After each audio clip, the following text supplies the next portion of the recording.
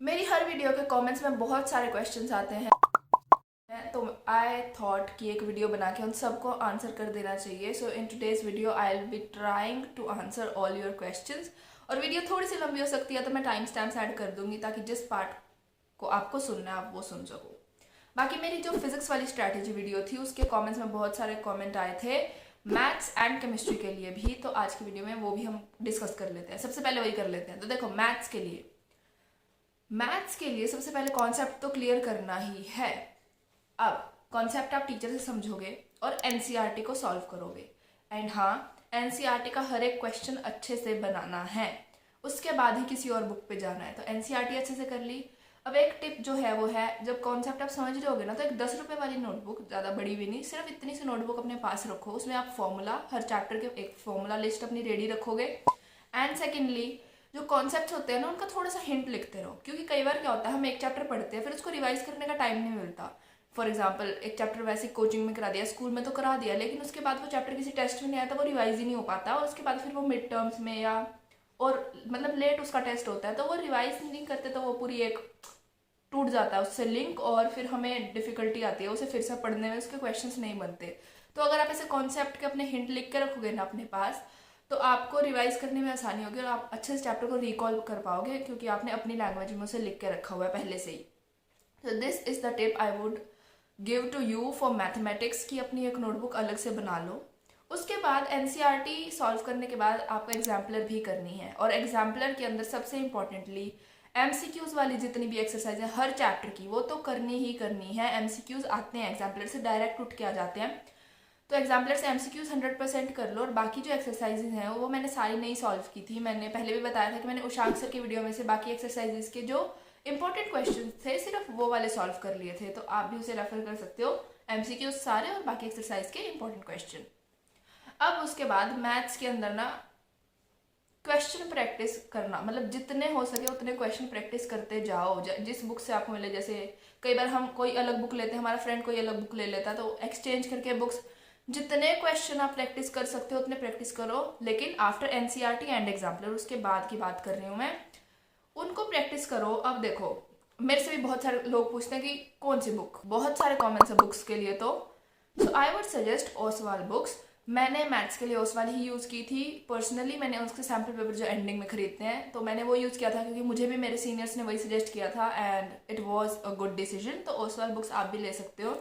अब देखो, कोई चीज़, कोई क्वेश्चन, हम कई बार क्या करते हैं, हम ऐसे क्वेश्चंस प्रैक्टिस कर रहे होते हैं जो बोर्ड्स के लिए इंपॉर्टेंट ही नहीं होते, मतलब या तो वो कुछ ज़्यादा ही डिफिकल्ट हम प्रैक्टिस कर रहे होते हैं, कुछ ज़्यादा ही ईजी, मतलब वो बोर्ड्स में नहीं आते। तो वो आपको कैसे पता चलेगा? PYQs से पता चलेगा, तो आपको PYQs करना है। एंड फॉर द कमेंट्स जो पूछते हैं कि PYQs कहाँ से प्रैक्टिस करें, कोई बुक, तो देखो ओसवाल में भी आपको लास्ट 10 ईयर्स के लिए 2016 से 2025 तक chapter wise, topic wise PYQs मिल जाएंगे, जिससे कि आपका हर टॉपिक का डाउट क्लियर हो जाएगा, क्योंकि कौन से टॉपिक से कैसे क्वेश्चन आ रहे हैं, तो आप वो बुक परचेज कर सकते हो। So this was my maths strategy. जितने क्वेश्चन प्रैक्टिस कर सकते हो करो, जितने ज़्यादा क्वेश्चन प्रैक्टिस करोगे उतना ज़्यादा कॉन्फिडेंस आएगा, उतना ज़्यादा क्वेश्चन बनाने की स्पीड बढ़ेगी, और फिर पेपर छूटने का चांसेस भी कम होंगे, क्योंकि मैथ्स में पेपर छूटने का बड़ा डर रहता है। तो क्वेश्चन बहुत प्रैक्टिस करो, और बुक मैंने बता दी है PYQs के लिए चैप्टर वाइज, टॉपिक वाइज लेना, वो ज़्यादा बेनिफिशियल रहेगा आपके लिए। तो वो मैं पिन कमेंट में एक काम करूँगी, डाल दूंगी, ताकि आपको पता चल जाए कौन सी लेनी है। एंड उसके बाद फिर एंडिंग में आपको करने हैं सैम्पल पेपर। अब देखो, एक ये डाउट भी होता है कि हमारा एग्जाम छूट जाता है, हमारा गिवन टाइम में पेपर कंप्लीट नहीं होता, तो उसके लिए आपको सैम्पल पेपर तो सॉल्व करने ही पड़ेंगे।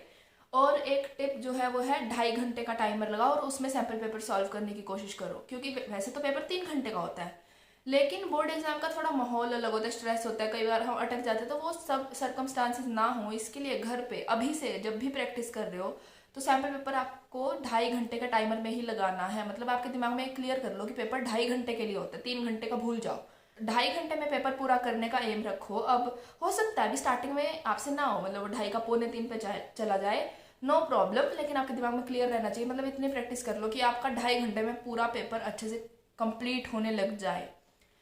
और नोटबुक में मत सॉल्व करना सैम्पल पेपर को, जब भी करोगे आप ना मार्केट से शीट्स मिलती हैं वो परचेज कर लेना, एक बंडल, उन्हीं पे ही सॉल्व करना, जिससे आपको पेपर वाली थोड़ी फील भी आएगी, और उससे ना कॉन्फिडेंस आ जाता है कि हाँ हम कर लेंगे। जब हम एक सैम्पल पेपर पूरा सॉल्व कर लेते हैं 2.5 घंटे में और फिर आंसर की से मैच भी करना है क्योंकि मिस्टेक्स भी पता होनी चाहिए, तो उसके बाद कॉन्फिडेंस आपका बूस्ट होगा और पेपर बहुत अच्छा जाएगा। तो मैथ्स के लिए मेरा यही एक्सपीरियंस था कि मेरा तो ऐसे करने से बहुत अच्छे से पेपर गया था और आई होप आपका भी अच्छे से जाए।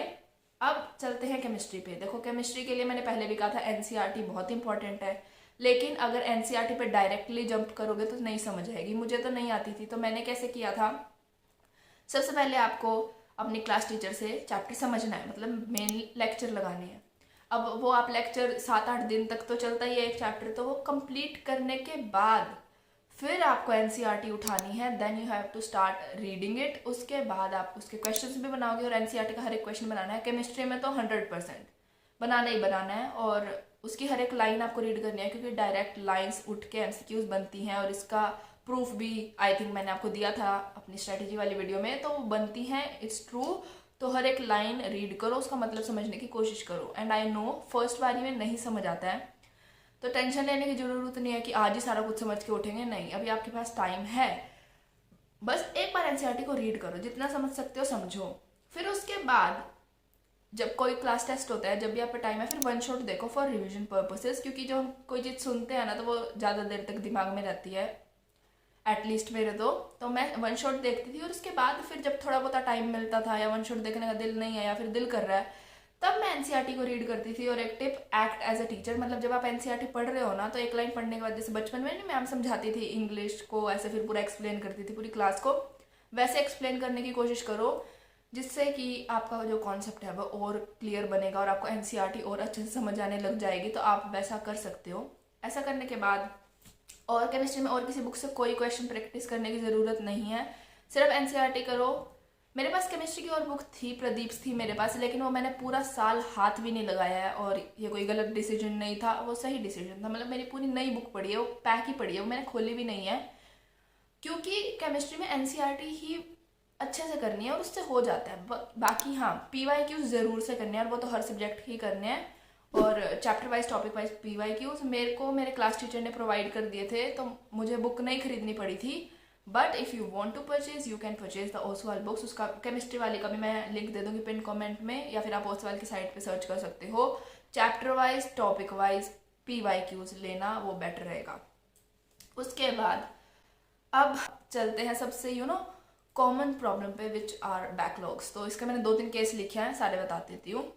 सबसे पहले, अगर आपको 11th का कुछ भी नहीं आता है तो अभी फिलहाल अगस्त आने वाला है, तो अभी आपको क्या करना है, फिजिक्स केमिस्ट्री मैथ के ये टॉपिक्स तो आपको ज़रूर से कर लेने हैं क्लास 11th के रिवाइज। मैंने चैप्टर्स के भी मैंने आपको टॉपिक बता दें, सिर्फ ये वाला टॉपिक कर लेना इन चैप्टर्स के, ये वाले तो 100% कर ही लेना। और हाँ, जो ऑर्गेनिक केमिस्ट्री है वो तो पक्का कर लेना, बाकी कुछ करो ना करो वो पक्का कर लेना। बाकी ये टॉपिक्स, ये ज़्यादा टॉपिक्स नहीं है, 4 topic I think her subject के, ये वाले कर लेना। उसके बाद अगर आप 12th करोगे तो आपके लिए 12th भी ईजी हो जाएगी और आपको ऐसा भी नहीं लगेगा कि आपको 11th का नहीं आता। ये टॉपिक्स मोस्टली इतना ही रिपीट होता है, बाकी फिजिक्स तो बहुत ही कम रिपीट होती है 11th की 12th में। बाकी जो टॉपिक होते हैं वो मैंने राइट कर दिए, ये कर लो 11th के लिए और उसके बाद अपनी 12th शुरू करो, ठीक है। अब अगर आपको 11th का बिल्कुल ही नहीं आता था तो आपके लिए मैंने बताया, लेकिन अगर ऐसा है कि आप स्कूल में और कोचिंग में बैलेंस नहीं रख पा रहे हो तो क्या करना है, तो आप एक बात डिसाइड करो पहले तो कि आपका मेन फोकस किधर है, स्कूल में या कोचिंग में। मतलब आपको सीरियस किसके लिए हो आप, ये आपको खुद से डिसाइड करना पड़ेगा, कोई और नहीं बता सकता। आपको कहाँ ज़्यादा अच्छे से समझ आता है, आपका एम क्या है, बोर्ड्स है या फिर कोई कॉम्पिटिटिव एग्जाम है, तो आप किसके लिए ज़्यादा सीरियस हो, सबसे पहले वो डिसाइड कर लो। फिर वहाँ के लिए तो आपको हर टेस्ट की प्रिपरेशन अच्छे से करनी है, टाइम टू टाइम करनी है, notes time to time complete करने हैं। वहाँ के लिए तो बिल्कुल सीरियस हो ही जाओ। फॉर एग्जाम्पल, आप स्कूल के लिए सीरियस हो तो आप स्कूल के लिए अच्छे से हर लेक्चर अटेंड करोगे, नोट्स बनाओगे और क्लास टेस्ट के लिए अच्छे से प्रिपरेशन करोगे। फिर कोचिंग के लिए क्या करना है, अगर आप सिर्फ एक केस ले रही हो, वाइसा वर्सा भी हो सकता है, तो कोचिंग के लिए क्या करना है, आपको नोट्स तो बनाने हैं, उसको मिस नहीं करना है, क्लास लगानी है, नोट्स बनाने हैं। क्योंकि अगर आप वो चीज़ ना भी पढ़ पाओ घर जाके तो आपके पास कोई रिटर्न में होना चाहिए फ्यूचर में करने के लिए, तो नोट्स अच्छे से बना के रख लो। फिर उसके बाद वीकेंड्स पे या फिर जब आप स्कूल का करते करते थक जाओ, ड्रेन हो जाओ, जब आपका दिल करे कि कुछ अलग करना है, तब आप वो कोचिंग वाला रिवाइज कर सकते हो अपने नोट्स में से या वन शॉट यूट्यूब से देख के, तो आप ऐसा कर सकते हो। एंड थोड़ा सा टाइम तो एक्स्ट्रा देना ही पड़ेगा अगर आपको प्रॉब्लम आ रही है। जैसे मेरे को था कि मैं स्कूल कोचिंग मैनेज नहीं कर सकती तो मैं कोचिंग जाती ही नहीं थी, बट आई नो कि ऐसा हर केस में पॉसिबल नहीं है। तो अगर आप कोचिंग जा रहे हो तो ट्राई टू डू इट, और थोड़ा सा टाइम एक्स्ट्रा देना पड़ेगा तो या तो रात को या फिर सुबह जल्दी उठ के आप रिवीजन के लिए एक स्टडी सेशन लगा सकते हो अभी फ़िलहाल, फिर आप अपना टाइम ग्रेजुअली इंक्रीज़ कर सकते हो। बाकी एक बार सिलेबस कंप्लीट हो जाएगा तब तो फिर रिवाइज ही करना है, फिर तो आप जैसे मर्जी रिवाइज करो, फिर स्कूल की तो छुट्टी भी मारते हैं। तीसरी जो कंडीशन होती है वो ये होती है कि हमारे कुछ चैप्टर्स पेंडिंग है, कुछ चैप्टर्स हमारे अभी क्लास में कुछ और चल रहा है, हमारा पेंडिंग कुछ और है। इसमें आपको क्या करना है, सबसे पहली बात जो क्लास में चल रहा है उससे फोकस नहीं हटना चाहिए, उसको बिल्कुल अच्छे से करते रहना है, क्योंकि उसे अब छोड़ दोगे तो फिर वो भी एक बैकलॉग बन जाएगा। इतना अच्छे से करो। सेकंड, जो चैप्टर्स आपके पेंडिंग है उनकी एक लिस्ट बनाओ, ठीक है। और थर्ड, सब कुछ एक बार में करने की कोशिश मत करो कि आज शुरू किया तो आज सारा कुछ निपटा दूंगा, 3 चैप्टर इकट्ठे शुरू कर दिए, नहीं, ऐसा नहीं करना। सिर्फ एक लिस्ट बनाओ। फिर उसके बाद डिसाइड कर लो कि इस हफ्ते के अंदर, फॉर एग्जाम्पल आपके 4 चैप्टर पेंडिंग है, तो आप डिसाइड कर लो कि इस हफ्ते के अंदर मैं ये 2 चैप्टर कर लूँगी। और अपने बारे में सबको पता होता है कि मैं इतना काम कर सकती हूँ अपने अकॉर्डिंगली, कि इस हफ्ते में मैं ये 2 चैप्टर कंप्लीट कर दूंगी। डिसाइड कर लो। फिर डेली एक टू डू लिस्ट बनाओ। उसके अंदर आप उठने के बाद, रोज सुबह उठने के बाद आप दिन का लिखोगे कि जो स्कूल है और स्कूल का होमवर्क है उसके अलावा बैकलॉग्स में से मैं आज इस चैप्टर का ये वाला टॉपिक कंप्लीट कर दूंगी। फिर आप वो वाईटी वीडियोस से या फिर कोचिंग में जहाँ पे भी आप करोगे तो वो अच्छे से कर लो। एंड ऐसे करके 1 महीना लगेगा आपको, आपका बैकलॉग कंप्लीट हो जाएगा। तो सबसे पहली बात, मेन फोकस आपका रनिंग चैप्टर पे होना चाहिए, एंड जो बैकलॉग्स हैं आपके उसके लिए आपको रोज का डिसाइड करना है और उसे कंप्लीट कर देना, और ये हो जाएगा। ट्रस्ट मी, पहले तो अपना माइंडसेट चेंज करो और उस पर शिफ्ट करो कि आप कर सकते हो, because you can do it. You are watching this video, it means you are serious, you want to do it, and if you want to do it, trust me, you can. तो हो जाएगा, tension नहीं लेनी। अपने list बनाओ, weekly goal set करो, weekly goal को daily में डिवाइड करो कि हाँ आज इस चैप्टर का ये टॉपिक करूंगी, हो जाएगा। अब डिस्ट्रैक्शन तो मुझे अभी तक भी बहुत होता है। मतलब मेरा डेली स्क्रीन टाइम, डिस्ट्रैक्शन तो बहुत होता है। अब उसे कोप अप कैसे करना है, मैंने थोड़े से ये मेजर्स लिए थे। ये ऐसा नहीं है कि ये करने लग गए आप तो आपको 100% डिस्ट्रैक्शन फ्री हो जाओगे, ऐसा नहीं होगा। ये हो जाएगा कि जो आपको डिस्ट्रैक्शन हो भी रही है ना, उसके बावजूद भी आपका काम कंप्लीट हो जाएगा। तो कैसे? सबसे पहले तो अगर आपके पास इंस्टाग्राम है और आपको लग रहा है कि वो डिस्ट्रैक्शन बन रहा है, हाँ, तो अगर आपको भी ऐसा लग रहा है कि आपका भी इंस्टाग्राम से टाइम वेस्ट होता है तो आप उसे अनइंस्टॉल कर दो। जब तक मिड टर्म्स है तब तक तो एटलीस्ट कर ही दो। उसके बाद सेकेंडली आप क्या कर सकते हो, जैसे मैंने ना एंडिंग में जब मुझे लगता था कि अब तो बोर्ड आने ही वाले हैं, अब तो पढ़ना ही पड़ेगा, इन डिस्ट्रैक्शन का कुछ तो करना पड़ेगा, तो मैंने एक ऐप डाउनलोड किया था नेम्ड फॉरेस्ट। उसके अंदर क्या होता है, आप एक टाइमर सेट करते हो कि जैसे फॉर एग्जाम्पल 20 मिनट्स, तो 20 मिनट्स तक अगर आप अपना फ़ोन उठाओगे तो आपको नोटिफिकेशन आने लग जाएगा कि योर फोन डाउन, मतलब आपका वो 20 मिनट्स का उसमें टाइमर लग जाएगा। और जब आप उस 20 मिनट्स को कंप्लीट कर लोगे तो आपका एक ट्री वहाँ पे शो करेगा, मतलब एक ग्राउंड पे आपका एक ट्री शो होने लग जाएगा। एंड ऐसे ही फिर आप जितने स्टडी सेशंस लगाते जाओगे आपके उतने ट्रीज इकट्ठे हो जाएंगे। तो वो देखने में थोड़ा सा ना एक गेम टाइप मोटिवेशन सा मिलता है कि हाँ आज 1 ट्री लगाएंगे, आज 2 ट्री लगाएंगे, ऐसा करके। आई नो थोड़ा बच्चों जैसा है पर ये वर्क करता है, मेरे लिए तो किया था। उसके बाद you can change your wallpaper to a quote, जिससे आप सबसे ज़्यादा रेजोनेट करते हो। किसी की देखा देखी में नहीं करना है कि ये चीज़ बिल्कुल छोड़ दो कि किसी का हम कॉपी कर रहे हैं, नहीं, ज़रूरी नहीं है जो चीज़ दूसरे के लिए काम कर रही है वो आपके लिए भी करे। तो दूसरों की सुनो और फिर उसमें से जो चीज़ आपके साथ अलाइन कर रही है या फिर उस चीज़ को अपने अकॉर्डिंगली मोल्ड करके फिर उसे यूज़ करो। This is what I am trying to say. जो मैं मान रही हूँ ये बहुत हेल्प नहीं करता है, लेकिन वो 1% 2% अगर इतना भी मेरे अंदर कभी भी मोटिवेशन आ रहा है उसे देख के तो वो हेल्पफुल ही है। मतलब कुछ ना होने से कुछ होना आई थिंक बेटर ही है। So I changed it to that. उसके बाद स्टडी सेशन जब हमारे दिमाग में आता है ना तो हमारे दिमाग में एकदम यही इमेज आती है 1 घंटा पढ़ना, 2 घंटा पढ़ना। नहीं, अगर आपको लगता है कि आप 20 मिनट फोकस कर सकते हो, 20 मिनट्स का स्टडी सेशन रखो। मतलब मैंने 5-5 मिनट के 10-10 मिनट के भी लगाए हैं स्टडी सेशन की, ये वाला टॉपिक अब मैं करके ही उठूंगी, 10 मिनट का टाइमर लगा दिया। तो ऐसे भी आप कर सकते हो। आपको पूरा 1 घंटा 40 मिनट्स 45 मिनट्स ऐसा करने की ज़रूरत नहीं है। जब तक आप फोकस्ड रह सकते हो तब तक का स्टडी सेशन लगाओ। For example use pomodoro technique 20 minutes, 5 minutes break, 20 minutes, ऐसे कर करके भी आप कर सकते हो। And last but not the least is start with 1-2 task a day. मतलब जब आप एक टू डू लिस्ट बना रहे हो उसको 10-15 टास्क एकदम भर मत दो कि आज तो ये कर ही देंगे, नहीं होता है वो। क्योंकि हम जितना मर्जी कर ले कि फ़ोन नहीं चलाएंगे, वो फ़ोन हमारे सामने है और वो चल ही जाता है।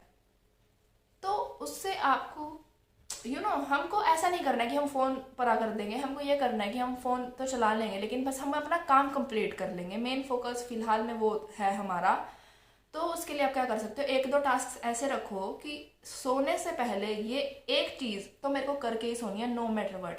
तो मेरे साथ जैसे क्या होता था, अगर मैं पूरा दिन में मैंने फ़ोन चला लिया तो रात को मैं वो एक काम तो करके ही सोती थी। और ऐसे कर करके ना रोज़ मेरा जो सिलेबस था, रिवीजन थी, वो टाइम पे कंप्लीट हो गई थी।